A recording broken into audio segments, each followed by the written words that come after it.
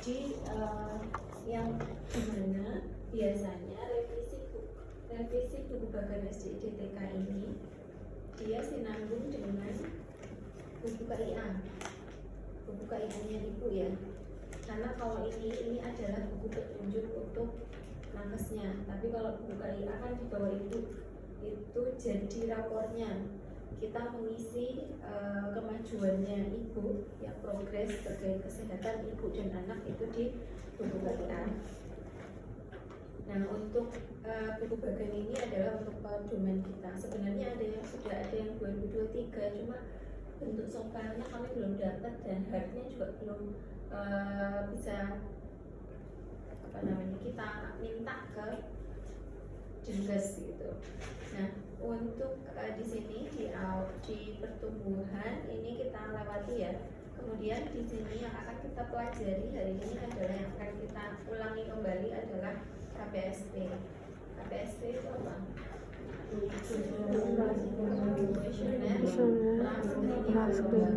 Ya. Kemudian tes daya dengar itu pakai instrumennya, ada kuesioner. Nanti kalian bisa baca di buku yang saya kirim tadi ya, yang saya share itu ada beberapa perubahan soalnya. Kemudian kalau yang di situ belum ada pemeriksaan pupil putih, di sini sudah ada pemeriksaan pupil putih. Pemeriksaan pupil putih ini oleh nakes, dokter ya, ataupun oleh petugas medis gitu. Kemudian tes daya lihat, ini untuk yang perkembangannya. Ya. Kenapa tes daya dengar dan tes daya lihat itu masuk di perkembangan?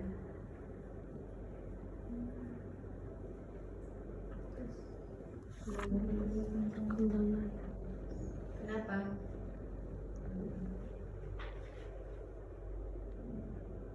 Memfokuskan. Kenapa? Ayo.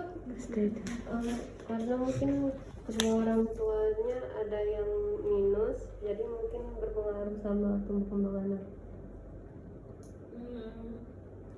Tes daya dengar dan tes daya lihat ini kita teskan ke anak ya. Kenapa? Jadi bukan berkaitan dengan kondisinya orang tua gitu, tapi kita untuk deteksi dini ke anaknya. Kenapa? Ya penting jelas loh, kalau kita kalau anak itu nggak dengar, ya nggak bisa apa yang ngomong. mau dia pelajari, Ya perkembangan apa yang mau dia capai. Kalau dia tidak melihat, apa yang mau dia tiru, ya. Jadi indera pendengaran dan indera penglihatan itu sangat penting untuk mendukung pertumbuhan anak secara optimal. Coba kalau kita melihat di sekolah inklusi, kan isinya adalah anak-anak mungkin yang banyak yang tunagrahita, tunanetra, gitu ya. Nah, makanya di situ di sekolah itu untuk memfasilitasi anak-anak tersebut supaya bisa mengikuti sekolah seperti anak yang lain, tetapi jelas tahapan belajarnya pasti jauh di bawah anak-anak yang di sekolah biasa, karena mereka adaptasi terkait dengan keterampilan dan berkembangnya lambat gitu ya. Nah, jadi ini penting karena ini bisa jadi akan mempengaruhi hasil ketika kita melakukan pemeriksaan menggunakan KPSP. Jangan sampai kita tidak melakukan tes daya dengar, kemudian kita salah mengartikan anak itu ternyata 1,5 tahun belum ngomong. Kita nggak tahu karena nggak pernah tes daya dengar. Ternyata karena dia tidak bisa mendengar. Kalau dia bisa mendengar, apa yang mau ditiru, apa yang mau didengarkan dan diikuti gitu ya, pasti bahasa itu dia tidak akan bisa, intinya pasti akan speech delay. Anak yang tidak bisa mendengar pasti deteksi dini yang pertama kita lihat pasti speech delay, tapi itu sebenarnya sudah sangat terlambat. Kalau ketahuan speech delay-nya dulu, baru kita menyadari kalau anaknya tidak mendengar. Karena seharusnya kita melakukan tes daya dengar dulu sebelum kita mengecek perkembangan. Ya, tes daya dengar itu bisa kita lakukan mulai dari 0 bulan. Terus pendengaran anak ya, bayi itu dia mulai bisa berkembang usia berapa sih? Mulai berfungsi itu usia berapa?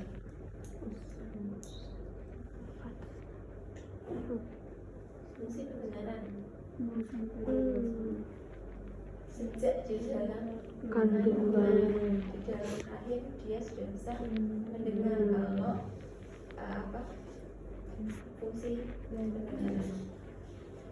Makanya ada terapi-terapi itu buat siapa? Kan nggak buat ibunya, tapi lebih ke untuk janinnya. Berbeda dengan tes daya lihat. Kalau tes daya lihat bayi baru lahir saja itu belum bisa optimal penglihatannya, ya.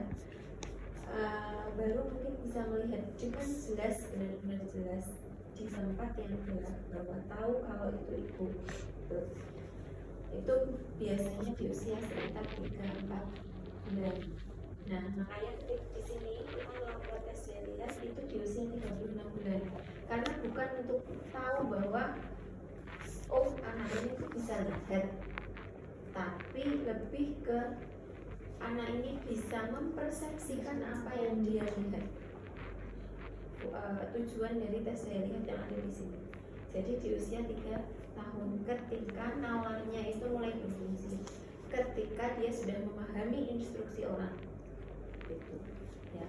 Kalau usia di bawah itu mungkin bisa jadi ketika kita ngomong dia belum memahami secara jelas, gitu, ya. Jadi tes daya lihat itu kita ini di usia 3 tahun, kita mulai di usia 3 tahun. Kalau tes daya dengar tuh dari mulai usia 0 bulan ya, ini 0 sampai 6 nya enggak di ini, artinya kalau yang sudah diawali di 6 bulan ini berarti dia bisa diawali dari 0 atau 3 bulan sebelumnya.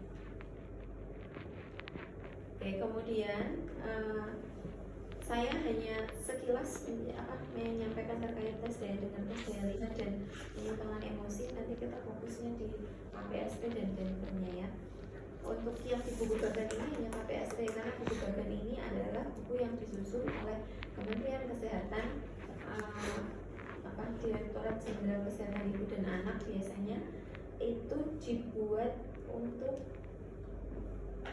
memfasilitasi tenaga kesehatan yang ada di layanan dasar, puskesmas, di klinik, yang di PMP gitu ya, tapi tidak di rumah sakit. Nah, Denver ini biasanya nanti digunakannya baru di rumah sakit ya, karena ini baru pra-screening, artinya kita nanti di akhir itu tidak menjudgment, tidak ada dia normal, dia tidak normal gitu ya, tapi lebih kepada kemungkinan ya, sesuai dengan usianya gitu ya, tidak terjadi atau terjadi risiko rendah gitu.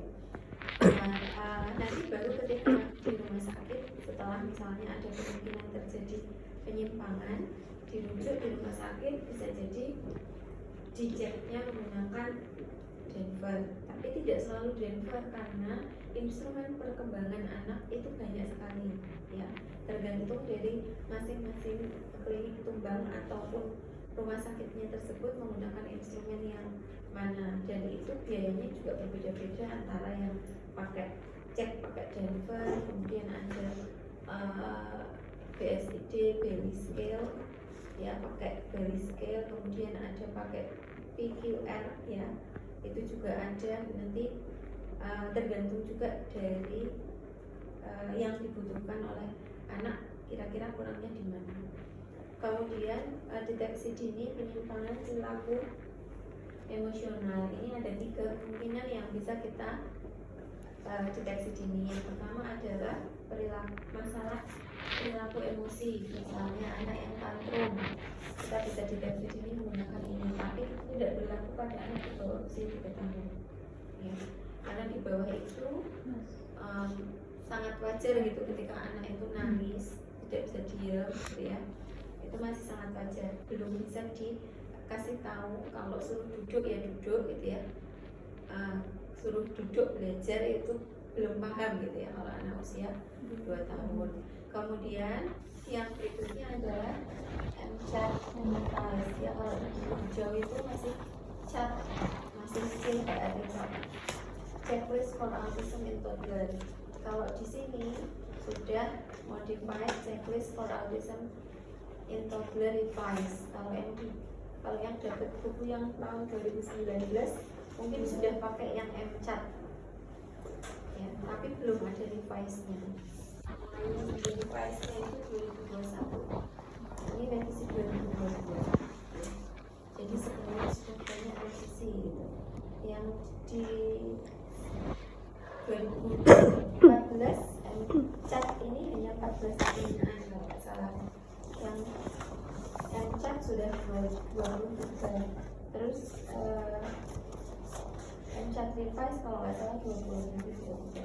Kemudian ini deteksi dini untuk anak dengan autisme. Anak dengan autisme kita bisa melakukan deteksi dini usia yang benar-benar dini. Jadi dimulai usia 16 bulan. Dan deteksi dini ini memang hanya bisa kita lakukan sampai dengan usia 36 bulan, 16 sampai dengan 36 bulan. Karena selebihnya ketika itu autisme agak sedikit susah untuk membedakan antara autisme dengan anak yang memang sudah memahami, gitu ya, sudah punya watak atau karakter. Cuma dan sebaiknya kalau sudah di atas 36 itu sudah tidak deteksi dini bagi autisme karena sudah terlambat. Ya, kalau di sini 16 bulan ciri utama autisme itu khasnya yang pertama apa? Gejala klinis yang pertama apa? Ayo jangan bisik-bisik loh, ayo sudah escape semua. Ayo sudah sarjana loh ini. Apa ciri utama khasnya autisme? Cara bicaranya kurang jelas. Ya, dia speech delay. Ya, komunikasinya tidak baik itu. Yang paling pertama kita lihat, jadi tadi kalau misalnya ada anak kalau speech delay, kita 1 tahun aja anak belum mengucap satu kata pun yang itu berarti sama mama itu kan berarti ya enggak ada artinya gitu, atau maam itu kan sesuatu yang ada artinya. Kalau dia belum terucap satu kata pun 1 tahun, harusnya orang tua itu aware ada apa ini dengan anak saya gitu, padahal dia sudah setahun belajar mendengarkan. Nah, tapi karena kita eranya juga berubah ya, banyak gadget, banyak macam-macam, jadi banyak sekali anak-anak sekarang tuh yang speech delay 1 tahun lebih, 1,5 tahun belum bisa ngomong. Nah, itu masih dianggap wajar gitu, bahkan sama orang tuanya mungkin nggak apa-apa, itu tetangganya anak sebelah juga sama. Ya, itu juga terjadi di lingkungan saya gitu, dan saya rasanya gemes kalau sudah dengar kayak gitu ya.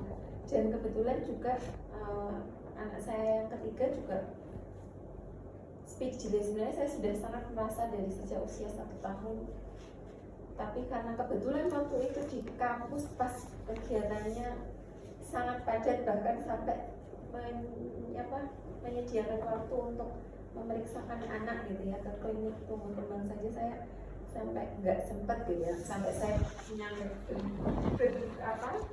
ke diri sendiri nanti 3 bulan lagi stimulasi dulu. Akhirnya sampai usia 17 bulan 15 bulan mau nggak mau ya harus kita periksakan karena memang belum berkata-kata. Tapi ternyata bukan, karena kalau speech delay kita yang pertama kali kita cek lihat dulu adalah dia tadi pendengarannya baik atau enggak. Terus yang kedua kemungkinan terjadi risiko autisme itu ya. Jadi itu saya cuma berpikir kalau hanya speech delay mungkin masih bisa diatasi. Yang penting saya tidak, anak tersebut tidak tuli dan juga tidak mengarah ke autisme ya. Dan ternyata memang karena faktor ganti yang ngomong di anak yang ketiga ya, dan agak pasif gitu ya. Jadi besok ini maksudnya juga untuk pembelajaran untuk kalian sudah yang menikah Belum. pembelajaran juga untuk kalian ketika besok kalian bekerja begitu ya, punya anak, carilah kalaupun misalnya, karena saya anak 1-2 itu cerewet gitu ya, yang ngomong cerewet, sering diajak ngobrol dan lain sebagainya gitu. Terus juga berpendidikan maksudnya ya, ternyata itu juga berpengaruh gitu. Misalnya SMA dia sudah tahu, sudah bisa banyak mencari, bisa baca literatur gitu. Nah, yang anak ketiga ini ternyata dia tidak banyak bicara dan memang dari segi pendidikannya juga kurang. Nah, besok kalau pembelajaran kalian itu kalian harus ajari sih yang ngomong itu. Jadi sejak saat itu anak saya pokoknya masuknya PAUD aja. Kalau di PAUD itu kayak TVA itu kan jelas ya, dia dapat pasti dapat informasi, dikasih tahu, bahkan tidur siang juga ada waktunya gitu ya, diajari. Jadi memang ternyata faktor yang ngomong itu juga yang mengasuh ya, yang mengasuh juga yang memberikan stimulasi otomatis setiap harinya itu juga berpengaruh terhadap, artinya stimulasi anak itu sangat berpengaruh terhadap perkembangan anak gitu ya. Karena dari hasil penelitian juga terutama aspek bahasa itu justru yang paling penting dalam mempengaruhi intelijensi seseorang anak. Karena apa? Dengan bahasa kita bisa memahami sesuatu. Ya, kalau kita tidak bisa berbahasa, yakin tidak akan bisa memahami sesuatu. Sampai maksudnya gini, memahami apa yang disampaikan gitu aja. Itu yang paling mudah. Ketika speech delay, saya rasakan itu anak yang meskipun mungkin dia sudah belajar ya, perilakunya belajar bukan belajar ngomongnya, tapi belajar berperilaku, belajar yang lain, adaptif yang motorik halusnya gitu ya. Tapi kalau misalnya speech delay, ternyata juga pemahamannya itu berbeda gitu ya, juga terlambat dalam memahami sesuatu dibandingkan anaknya bisa bicara sesuai waktunya. Tapi alhamdulillah sekarang sudah teratasi, jadi langsung bicara gitu ya, langsung fokus terapi bicara. Kemudian jadi untuk yang ya MCAT Revise tadi, yang pertama adalah tadi tidak bisa, kemungkinan bicaranya tidak jelas ya. Ciri utama, jadi makanya dia dimulai di usia 16 bulan sudah bisa di sudah bisa dideteksi dini gitu. Untuk selain itu juga untuk eliminasi apakah memang kurang bisa bicaranya itu karena dia autis atau tidak. Karena sebenarnya kalau diagnosis autis itu tidak sekedar dari instrumen kuesioner saja, pasti juga ada pemeriksaan, karena autis itu kaitannya dengan gangguan saraf ya. Jadi bisa jadi ada pengobatan yang farmakologi juga dari dokter. Jadi memang harus dideteksi secara dini. Nah, itu yang autisme. Kemudian untuk yang ini adalah GPPH, gangguan pemusatan perhatian dan hiperaktivitas, atau yang tenarnya sekarang adalah pemilihannya DDD, attention deficit hyperactivity disorder ya, GPPH itu artinya gangguan pemusatan perhatian dan hiperaktivitas di mana. Tapi bisa jadi yang GPPH ini juga dia bicara tidak jelas. Tidak jelasnya bukan karena dia tidak belajar ya, tapi justru karena terlalu banyak yang mau dia pegang gitu. Dia tidak bisa fokus terhadap satu hal. Jadi perhatiannya, fokusnya sangat mudah teralihkan oleh sesuatu hal yang menurut dia selalu menarik, sehingga anak ini tidak bisa diam. Dan GPPH hiperaktif ini baru kita deteksi dini di usia 3 bulan.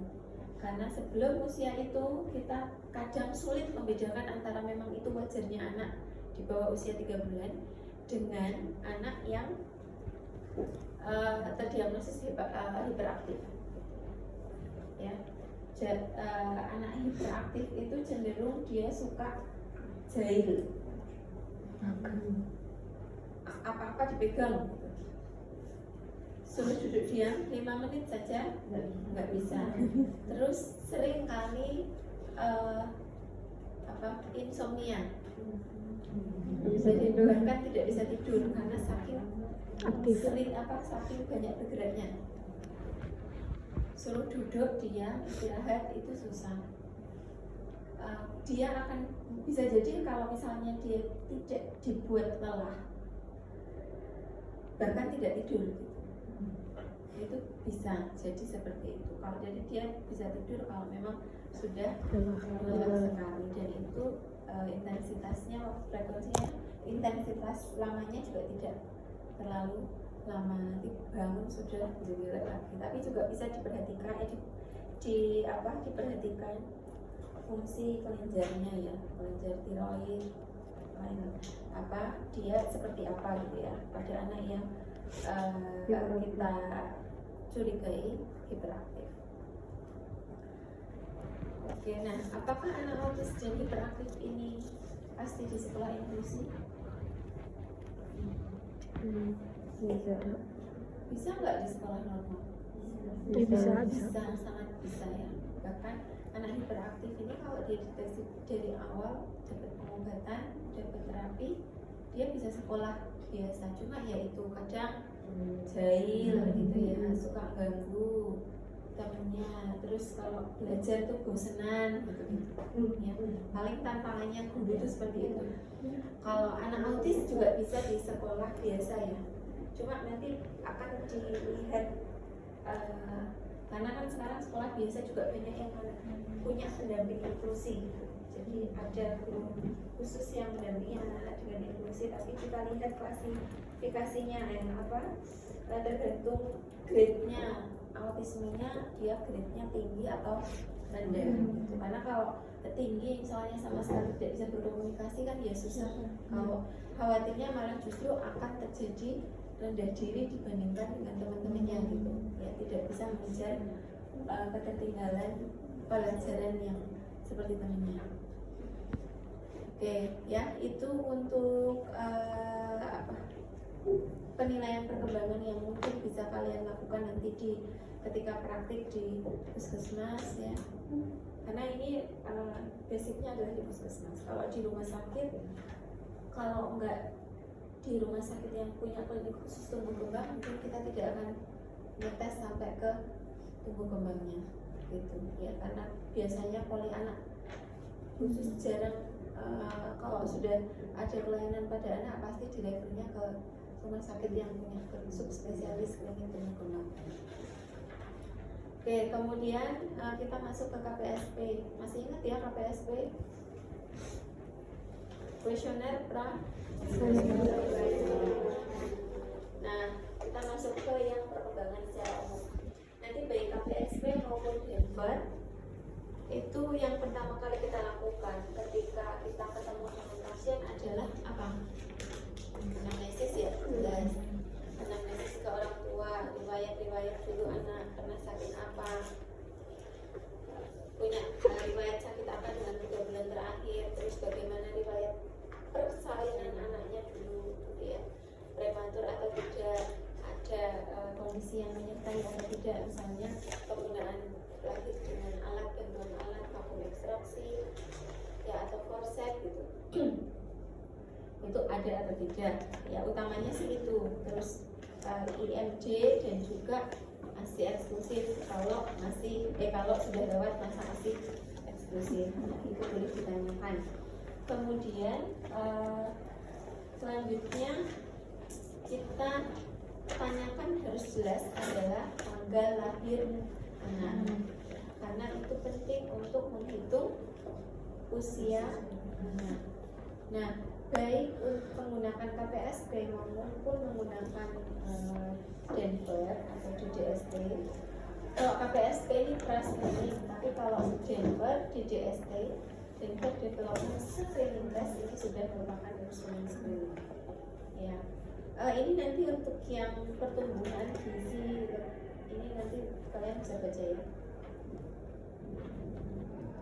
Bisa dibaca sendiri. Nah, ini untuk perhitungan usia anak perkembangan ya, baik menggunakan KPSP maupun Denver itu sama.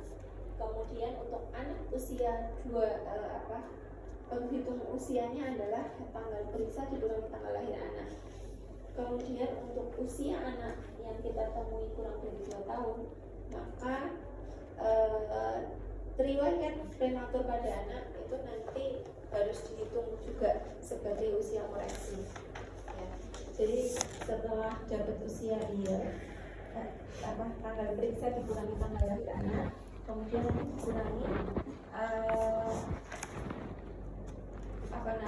dikurangi usia yang dia prematur. Misalnya usia prematur lahir di usia 32 minggu, maka nanti dikurangi 8 minggu. Ya, dikurangi 8 minggu lagi dari usianya. Karena kita beranggapan bahwa anak tersebut lahir 8 minggu lebih cepat dari HPL. Patokan kita adalah HPL. Ya. Tapi tetap yang dikatakan prematur adalah kurang dari 37 minggu. Ya, cuma ketika nanti prematur nggak Bu, lahirnya 2 minggu lebih cepat, berarti lahirnya di usia 38 minggu, dia tidak prematur, jadi nggak perlu kita kurangi 2 minggu. Tapi kalau usianya kurang dari 37 minggu, misalnya 1 bulan lebih cepat, berarti 36 minggu, itu tetap dikuranginya 4 minggu. Ya, 4 minggu dikuranginya dari 40 minggu. 40 minggu dikurangi usia kehamilan pada saat lahir.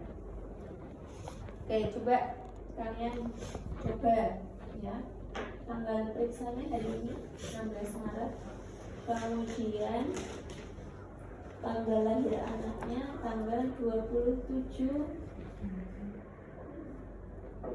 Maret, Mei, 27 Mei 27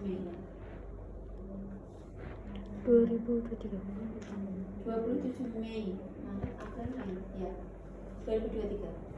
Silakan.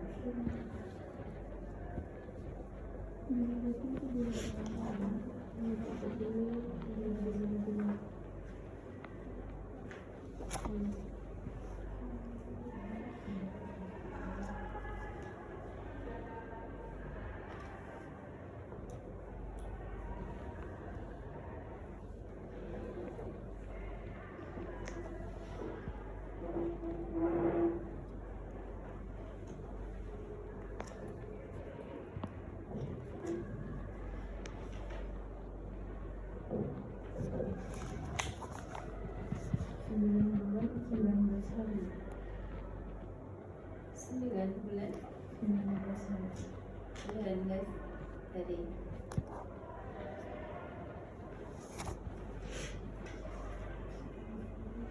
Ayo, beneran enggak? Coba. Ada lagi yang lain?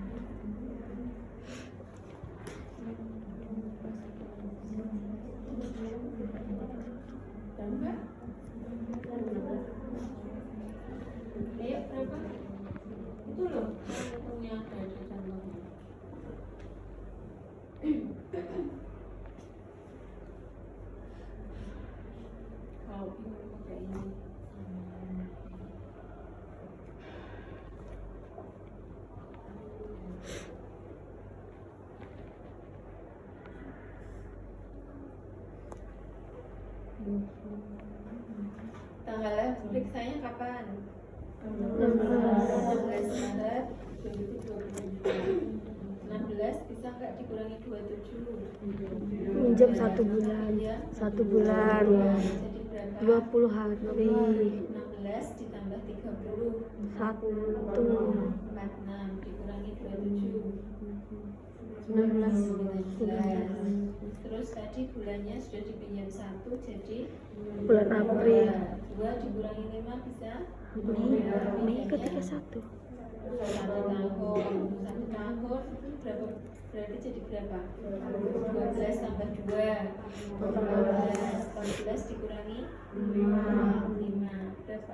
9. Kok 9? Oh iya, 14 dikurangi 5 ya. Aduh, sama ini kok 3,31 ya? 9 bulan. Kemudian ternyata anak tersebut punya riwayat prematur, lahir di usia kehamilan 35 minggu. Berapa usia koreksi tersebut? Gimana?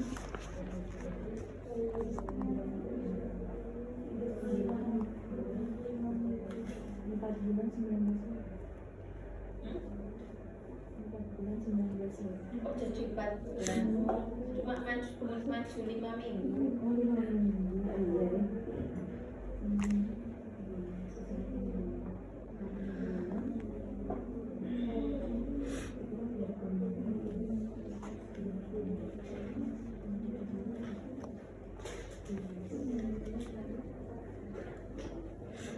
Bulan 12 hari. 8 bulan. 12. Ya.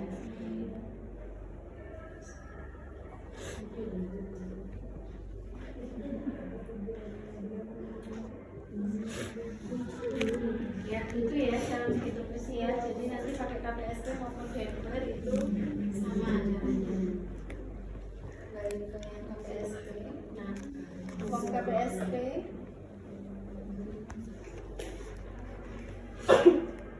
ini ya form KPSP.